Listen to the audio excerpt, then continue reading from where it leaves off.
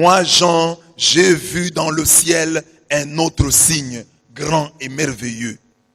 Cet ange qui détient 7 fléaux, il dit, c'est un signe merveilleux, les anges qui ont 7 fléaux, ce sont les derniers fléaux.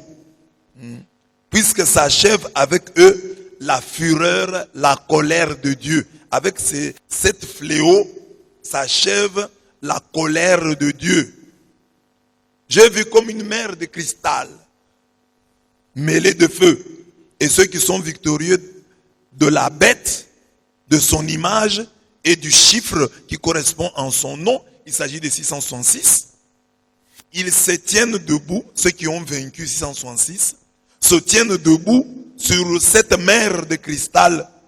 Ils ont en main des cithars, les cithars de Dieu. Ils ont en main les cithars de Dieu.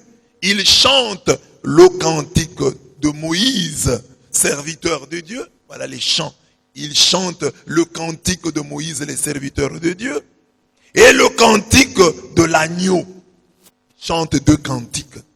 Ils disent, donc, il y a le cantique de Moïse d'un côté, le cantique de l'agneau d'un côté, mais tous, ils disent, grande, merveilleuse tes œuvres, Seigneur Dieu, souverain de l'univers. Ils sont justes, ils sont vrais, tes chemins, roi des nations.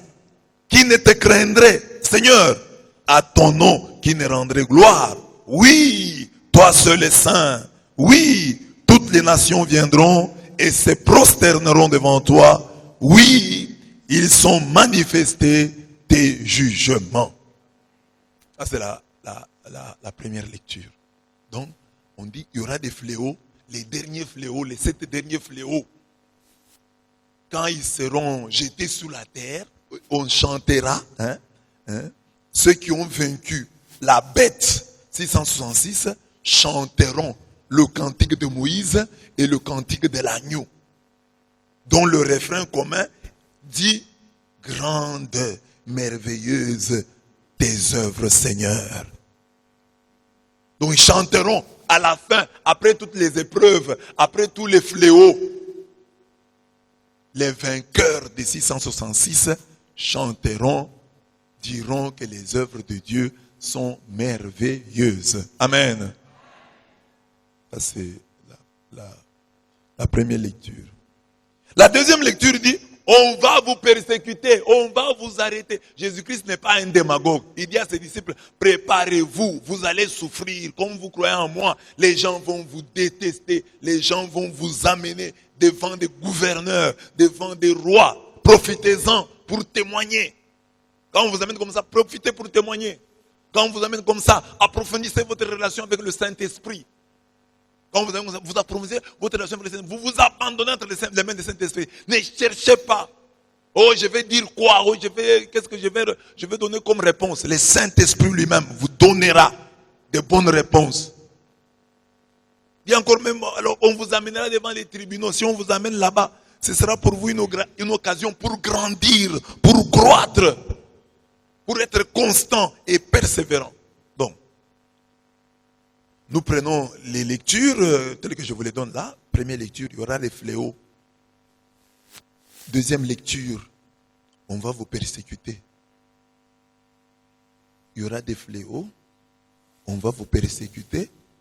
Maintenant, nous prenons la dernière partie de la première lecture, la fin là.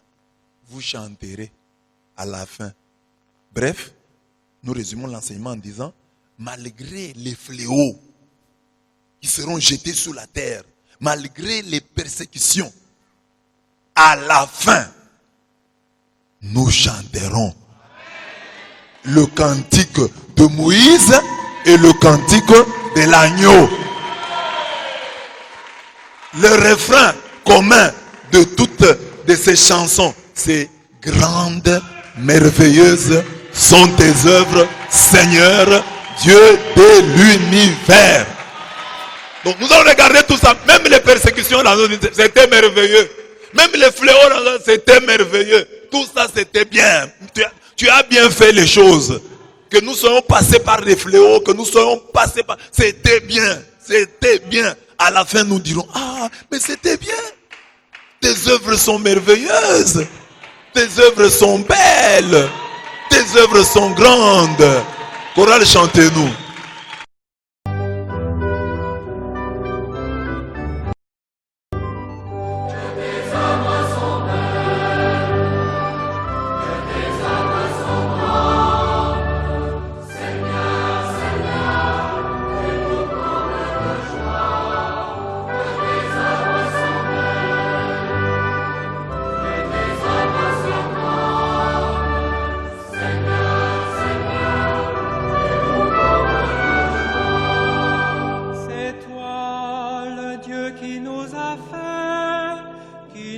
Pétri de la terre, tout homme est une histoire sacrée, l'homme est à l'image de Dieu.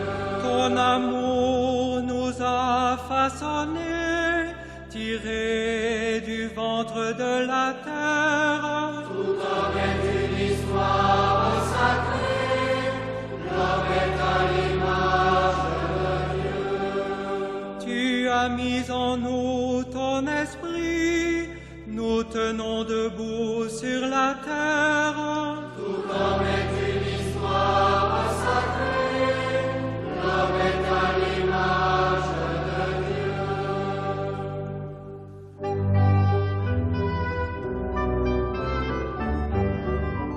Que tes œuvres sont belles, que tes œuvres sont grandes, Seigneur.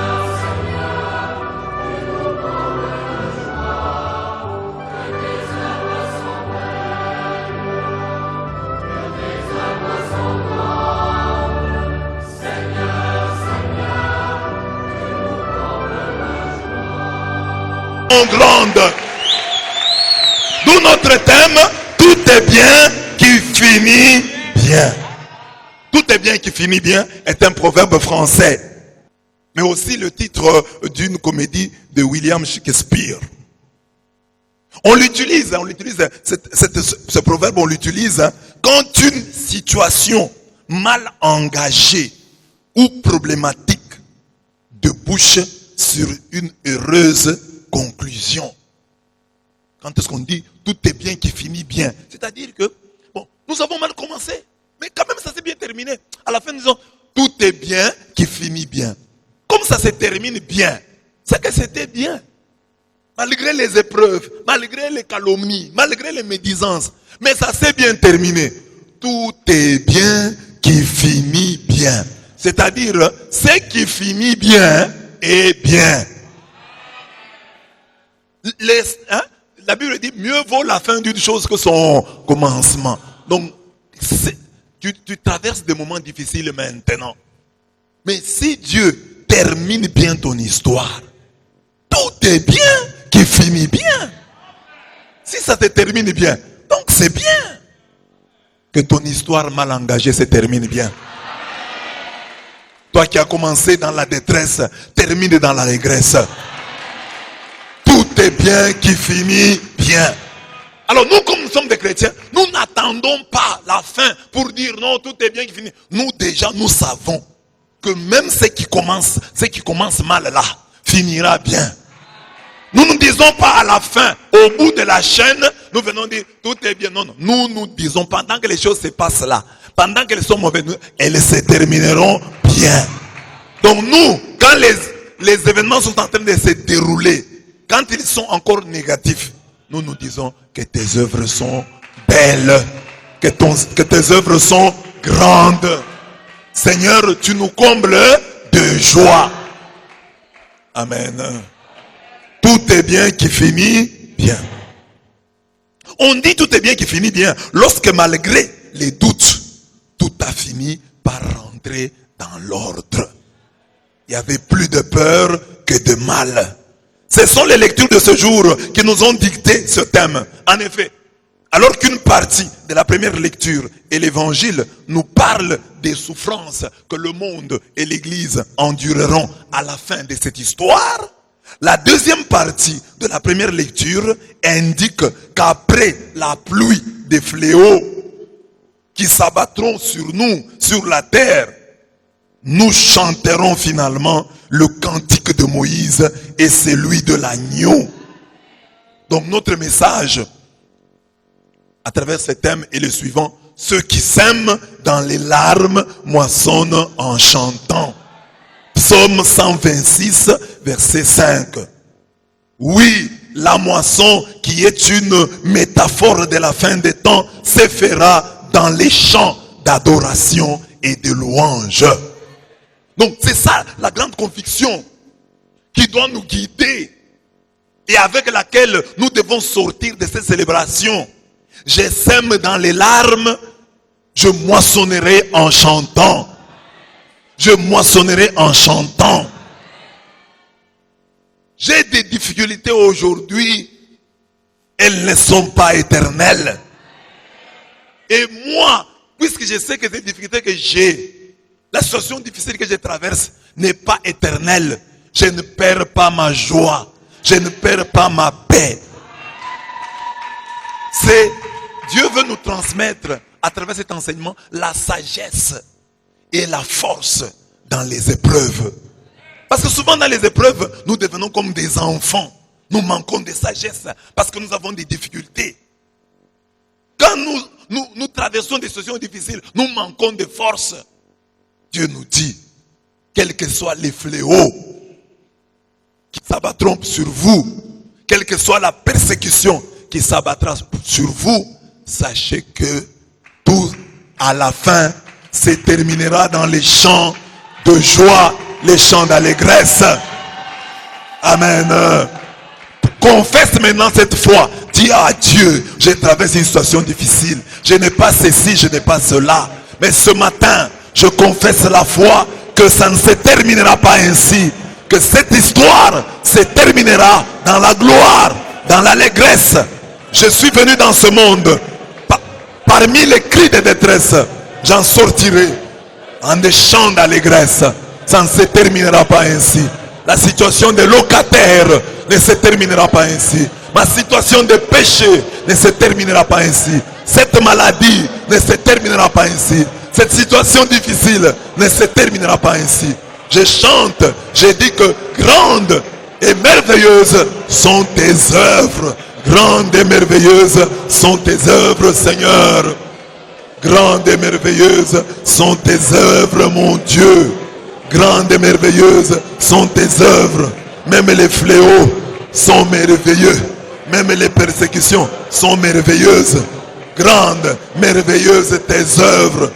C'est-à-dire ce que tu fais est grand, ce que tu fais est merveilleux. Seigneur Dieu, souverain de l'univers, ils sont justes, ils sont vrais tes chemins. Les chemins que tu empruntes, même s'il est plein d'épines, même s'il est comment, Seigneur, il est juste le chemin que tu prends, toi le roi des nations.